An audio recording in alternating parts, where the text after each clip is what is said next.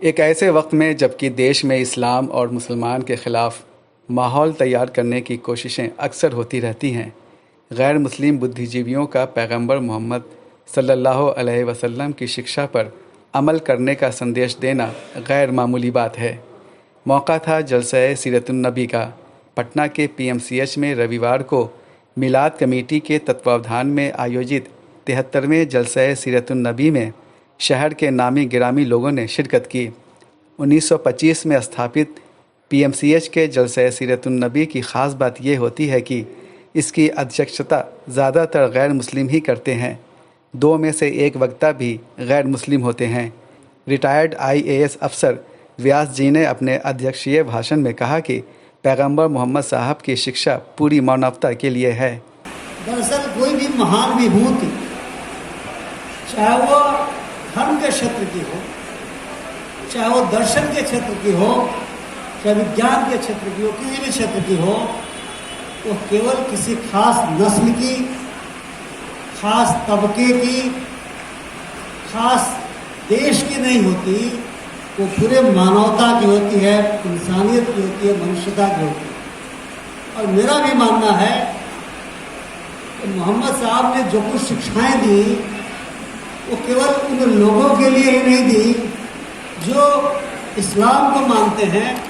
उनकी शिक्षाएं पूरी मानवता के लिए, चाहे आप डिवाउट हों यानी धर्मनिष्ठ हों, एग्नोस्टिक हों यानी संशयवादी हों, या आप नास्तिक हों, मोहम्मद साहब की शिक्षाएं हम सभी को बेहतर इंसान बनने के बारे में बताती हैं।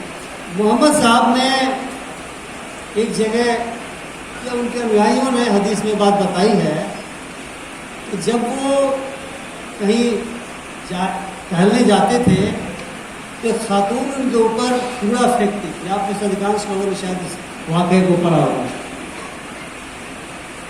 एक बार जब वो गुजरे तो देखा कि कूड़ा नहीं फेंका। उनको आश्चर्य हुआ, ताज्जुब हुआ और वे सीढ़ियों से चढ़ के ऊपर चले गए और उन्होंने पूछा कि आपकी तबीयत खराब तो नहीं है। और वास्तव में उस खातून की तबीयत खराब थी। अभी एक वाक़या है, उससे मैंने क्या सीखा और हमें क्या सीखना चाहिए, मैं इस पर थोड़ी सी अपनी बात रखना चाहूँगा। ये क्षमा है, ये करुणा है, कंपैशन इसको अंग्रेजी में कहते हैं, फॉरगिवनेस इसको कहते हैं।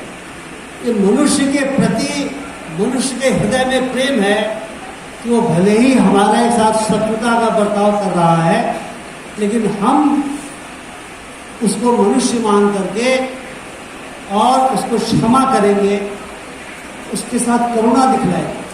सर्जन डॉक्टर अहमद अब्दुल हई ने कहा कि हज़रत मोहम्मद सल्लल्लाहु अलैहि वसल्लम की रहमतें सिर्फ मुसलमानों के लिए नहीं हैं।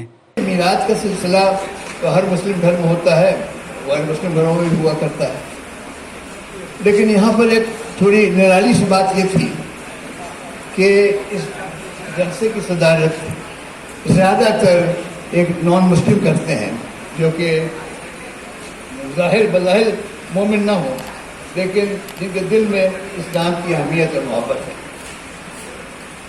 और हमारे स्पीकर में भी ये रखा गया है कि अगर एक मौलाना रिजवान शाही साहब होंगे तो प्रोफेसर ध्रुव साहब भी हो जाएंगे। ये सिलसिला चलता रहे। और ये जो पैगाम इस्लाम का है, वो हमारी गलती ये है मुसलमानों की, वो समझते हैं कि हम हज़रत मोहम्मद पर इजारा हमारी है। ये बच्ची ने पढ़ा ना, वमा अर्सलनाका इल्ला रहमतल लिल आलमीन, हुजूर तो सारे जहान के जाए और न सिर्फ आए थे, रहमत बनकर आए थे। तो अगर रहमत को आप महदूद कर देंगे तो फिर वो रहमत कैसी? शिक्षाविद डॉक्टर ध्रुव कुमार ने कहा कि आज के हालात में जलसा सीरतुन्नबी जैसे आयोजनों की ख़ास अहमियत है। इस बात को तस्दीक कर सकते हैं कि आज से 1400 साल पहले इस धरती पर एक ऐसा व्यक्ति हुआ जिन्होंने इतिहास की धारा बदल दी। वो एक ऐसे समय में पैदा हुए जब हर तरफ अराजकता थी।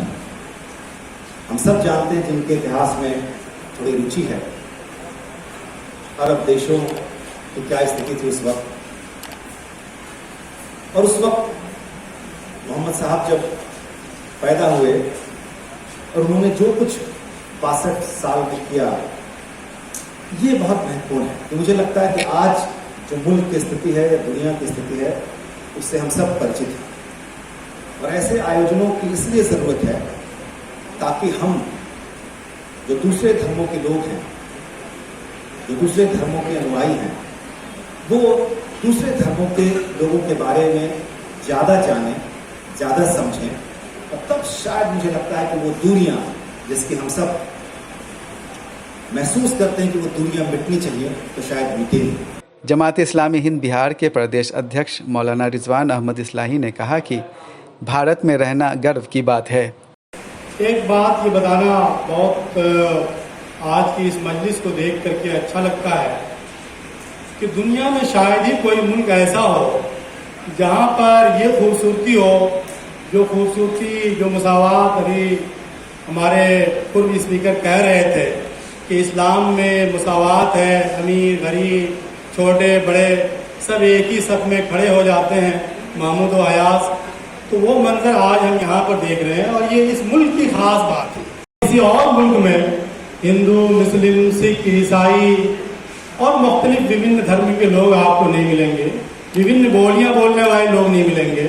हर मुल्क में एक ही धर्म के लोग, एक ही तरह की बोलियां बोलने वाले लोग मिलेंगे।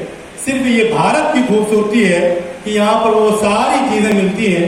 इस लिहाज से इस मुल्क में रहने वाले लोग खुश नसीब हैं, हमें इस मुल्क पर गर्व है। मौलाना इस्लाही ने कहा कि हज़रत मोहम्मद सल्लल्लाहु अलैहि वसल्लम को मेडिकल साइंस से काफ़ी दिलचस्पी थी। अगर रसूलुल्लाह सल्लल्लाहु अलैहि वसल्लम की मुख्तलिफ जीवनी का, जीवन के मुख्तलिफ पहलुओं का अगर तज़किरा किया जाए, एक बात बहुत ही मेडिकल के स्टूडेंट के लिए, प्रोफेसर के लिए, फैकल्टीज के लिए, सब के लिए बहुत दिलचस्प और हैरत अंगेज बात है कि रसूलुल्लाह सल्लल्लाहु अलैहि वसल्लम के ज़माने में जो उलूम व फ़नून की तरक्की सबसे ज़्यादा हुई थी, उसमें मेडिकल साइंस की तरक्की सबसे ज़्यादा थी। चुनांचा ये है कि बिलखुसूस इल्म सर्जरी, अभी यहाँ डॉक्टर अहमद अब्दुल्लाह साहब सर्जन हैं, तो आप सल्लल्लाहु अलैहि वसल्लम के ज़माने में ये सर्जरी का इल्म बहुत ही उरूज पर था और आप सल्लल्लाहु अलैहि वसल्लम को इस इल्म से, यानी मेडिकल के इल्म से गैर मामूली दिलचस्पी थी। कोई परेशान हाल आता तो आप उनको कोई न कोई दवा का नुस्खा जरूर बताते।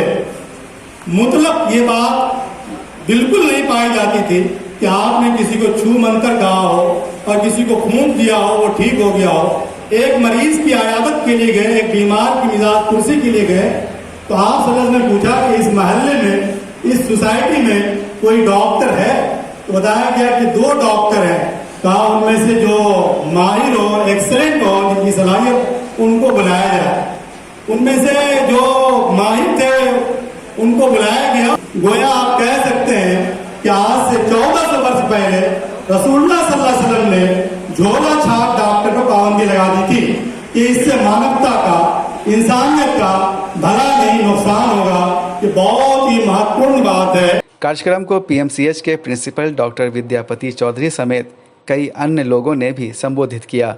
उम्मीद की जानी चाहिए कि इस तरह के कार्यक्रमों के आयोजन से देश में भाईचारे को बढ़ावा मिलेगा और अमन व शांति की फिजा बहाल होगी।